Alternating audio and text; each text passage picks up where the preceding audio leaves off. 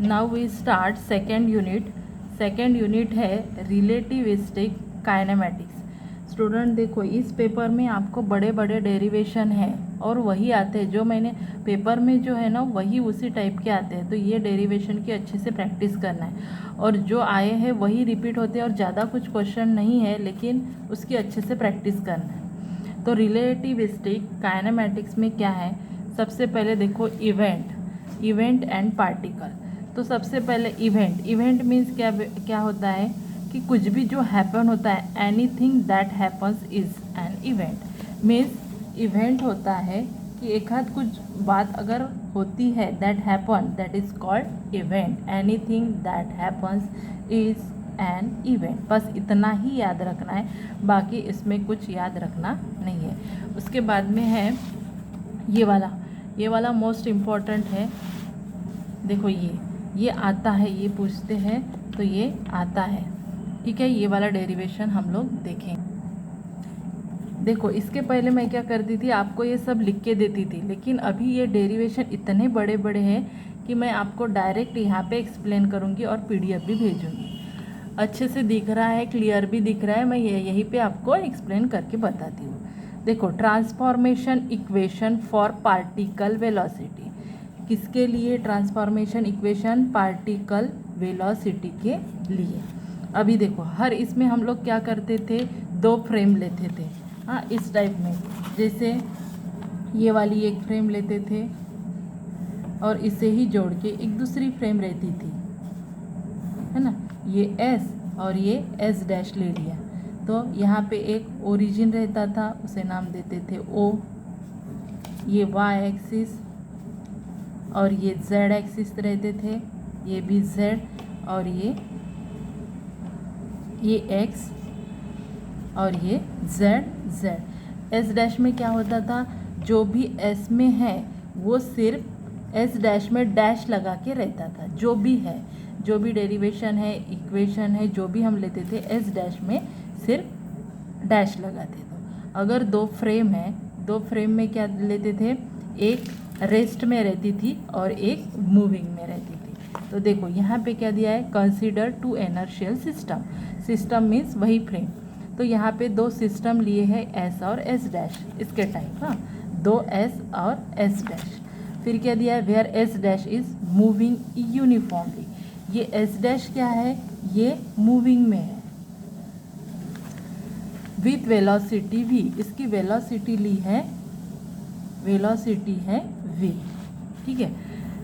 Relative to s along their common axis. इनका common axis है, ये वाला x हो गया और ये x डैश, दोनों मूव हो रहे हैं। The path of moving particle in S is given by. जो भी पार्टिकल है वो मूव हो रहा है, तो उसका पाथ जो है वो किससे दिया है, पार्टिकल का पाथ एस में। एस में अगर हम लोग लेते हैं कि x is equals to x of t, हाँ, और y is equals to y of t, और z is equals to z of t. ये अगर हम लोग s में लेते हैं, तो सिमिलरली s डैश में क्या लेते हैं, सिर्फ उसको डैश लगता है। देखो यहाँ पे सिर्फ डैश लगा है, x dash is equals to x dash of t dash, y dash is equals to y dash of t dash, z dash is equals to z dash of t dash. क्यों? क्योंकि ये दोनों equivalent हैं। अभी the special Lorentz transformation equation, इसके पहले हो गया है SLT, तो ये आपको लर्न करना है यूनिट 1 में।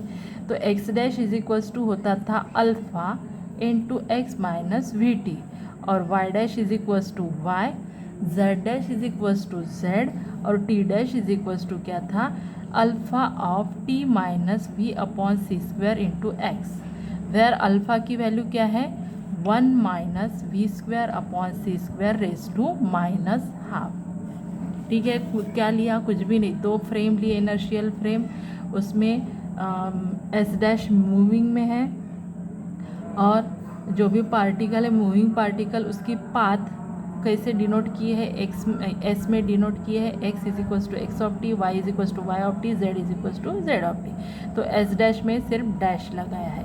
फिर उसके बाद में जो भी SLT थे वो लिख डाले।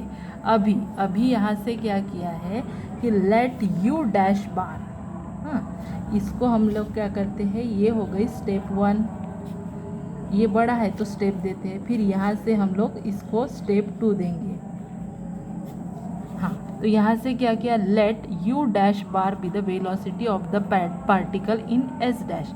अभी जो हम पार्टिकल ले रहे हैं तो पार्टिकल को दोनों, अगर यहाँ पे पार्टिकल मूविंग है तो इसके रेफरेंस में पार्टिकल पकड़ेंगे, इसके रेफरेंस में पार्टिकल पकड़ेंगे। तो जैसे यहाँ पे पार्टिकल है तो इसके रेफरेंस में अकॉर्डिंग टू S डैश के रेफरेंस में क्या लिया है, वेलोसिटी ली है U डैश बार। तो U डैश बार को कैसे किया है, U डैश को ही UX dash UY dash UZ dash, ठीक है। UX डैश कैसे लेंगे, DX dash by DT dash, ठीक है, DY dash by DT dash DZ dash by DT dash, and सिर्फ U डैश इसका स्क्वायर क्या होगा, U dash UX dash square UY dash square UZ dash square, ये हो गया।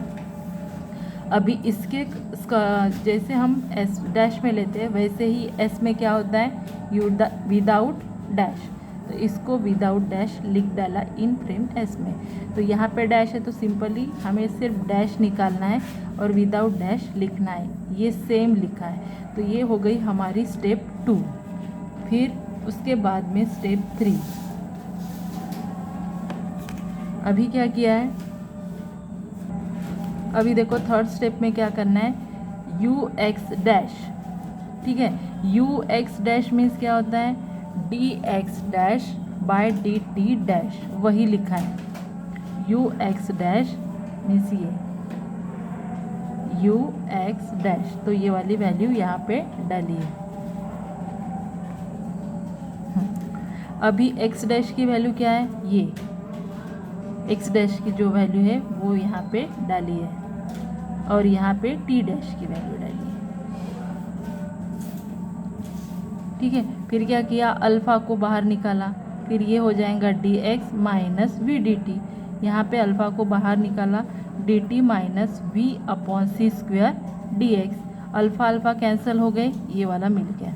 फिर उसके बाद में क्या किया है, यहाँ पे देखो ये जो मिला है इसको ऊपर से DT से डिवाइड किया है, डिवाइड बाय DT, और यहाँ पे भी डिवाइड बाय DT अगर करते हैं तो हमें फिर ये नेक्स्ट वाली टर्म मिलती है, DX by DT minus DT cancel हो गए तो V, यहाँ पे DT को DT से डिवाइड किया तो 1 minus V upon C square DX by DT equals to, अभी देखो DX बाय DT मीन्स क्या होता है, DX by DT that is UX, ये हो गया UX। तो यहाँ पे UX लिख दिया माइनस V, यहाँ पे 1 minus DX by DT means again UX, तो यहाँ पे लिख डाला 1 minus UX V upon C square, ठीक है। मीन्स UX डैश की वैल्यू हमें मिल गई ये UX minus V upon 1 minus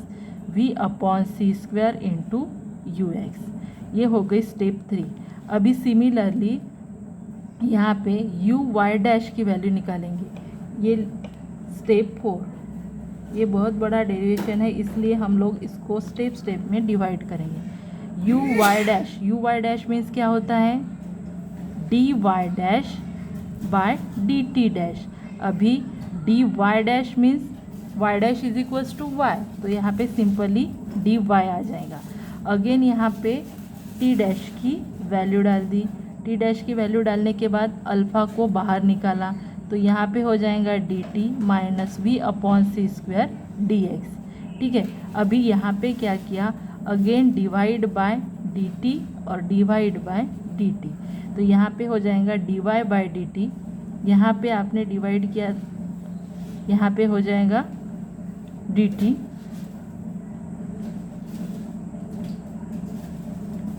हाँ यहाँ पे DT और यहाँ पे भी DT, हाँ तो यहाँ पे आ जाएगा तो यहाँ पे आ गया dx by D T means again होगा ux, तो वही डाल दिया। अभी हमें u y डैश की भी वैल्यू मिल गई, u z डैश की निकालेंगे तो ये मिल जाएंगे। तो हमें 3 इक्वेशन मिले हैं, u x dash, u y dash और u z डैश। तो यही क्या होते हैं, दस द ट्रांसफॉर्मेशन फार्मूले फॉर द पार्टिकल वेलोसिटी। यही सब फार्मूले हो गए पार्टिकल वेलोसिटी के, 1 2 3, ठीक है। उसके बाद में उसका inverse, the inverse transformation of this फार्मूले, इसका इन्वर्स निकालना है। तो क्या करना है, कुछ भी नहीं करना है, by interchanging the prime and unprimed quantities. ये क्या करना है, replace v bye minus v, v की जगह माइनस v करना है। इसके इन्वर्स ट्रांसफॉर्मेशन में v की जगह माइनस v करना है, और जहाँ पे डैश है उसका डैश निकाल लेना है, और जहाँ पे डैश नहीं है वहाँ पे डैश लगाना है। जैसे यहाँ पे देखो ux डैश, तो यहाँ पे डैश है, इसके इन्वर्स ट्रांसफॉर्मेशन में इसका डैश निकल जाएगा, और यहाँ पे डैश नहीं है तो यहाँ पे डैश लग जाएगा। माइनस v है तो यहाँ पे प्लस v हो जाएगा। यहाँ पे भी अगेन माइनस v है तो प्लस v हो गया, और यहाँ पे डैश नहीं है तो यहाँ पे डैश आ गया। ये हो गए इन्वर्स ट्रांसफॉर्मेशन फॉर्मूले फॉर पार्टिकल वेलोसिटी। देखो 1 2 3, equation 1 and 2 gives transformation of particle velocity. ये एग्ज़ाम में आता है।